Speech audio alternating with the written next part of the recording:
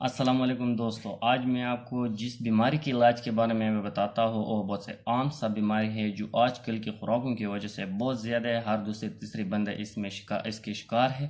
تو اس کا نام ہے کانسٹیپیشن، قبض۔ اور ہمیں قبض کی دور کرنے کے لیے آپ کو ایک ہی سرپ ریکمینڈ کروں گا جو آپ کے اپنے ڈاکٹر کے مشورے کے ساتھ استعمال کریں۔ اس کا نام ہے لیکٹولوز۔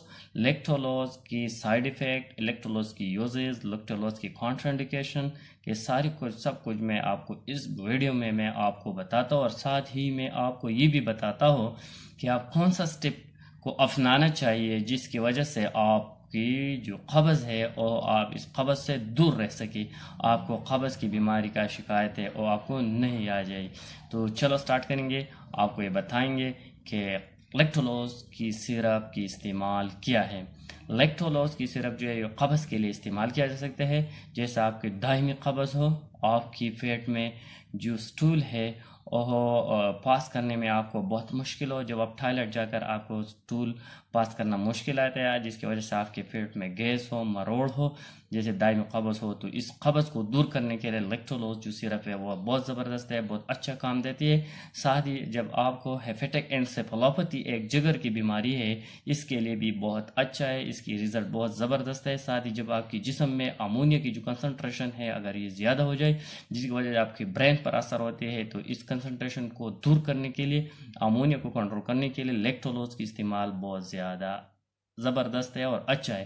ساتھ ہی جس بندے کی بواسیر ہے تو بواسیر بننے کا سب سے اہم وجہ قبض ہے، کنسٹیپیشن ہے۔ اگر جس بندے کی کنسٹیپیشن ہو تو بواسیر کی شکایت بہت زیادہ ہوتی ہے، تو اس کی کنٹرول کرنے کے لیے، قبض کو کنٹرول کرنی ہے اور بواسیر کی تکلیف کم کرنے کے لیے بھی لیکٹولوز کی استعمال بہت اچھا ہے اور مفید ثابت ہو سکتی ہے۔ اس کی سائیڈ ایفیکٹ کی بات کیا جائے تو اس کی سائیڈ ایفیکٹ بہت زیادہ نہیں ہے، کیونکہ یہ تو بہت زبردست دوا ہے۔ تو جب آپ اوور ڈوز میں استعمال کریں جس کی وجہ سے آپ کو ڈائریا ہو سکتی ہے، ڈائریا سے ڈی ہائیڈریشن آپ کے جسم میں آتی ہے، نازیا اور وامٹنگ، ساتھ ہی فیگسٹک پین اور پیٹ میں درد بھی پیدا کر سکتی ہے۔ ڈوز کی بات کیا جائے تو بچوں کے لیے جس کا عمر 1 سال سے کم ہے 2.5 ml دن میں 2 بار دے سکتے ہیں۔ جب بچہ 2 سے 5 سال کی ہو تو آپ 5 ml دن میں 2 دفعہ، اور جب اس کا عمر 10 سال سے اوپر 12 سال کی ہو تو آپ اس کو 10 ml دن میں 2 دفعہ، اور ایڈلٹ کو 15 سے 20 ml دن میں 2 دفعہ دیا جائے گا۔ اس کے ڈوز ہے۔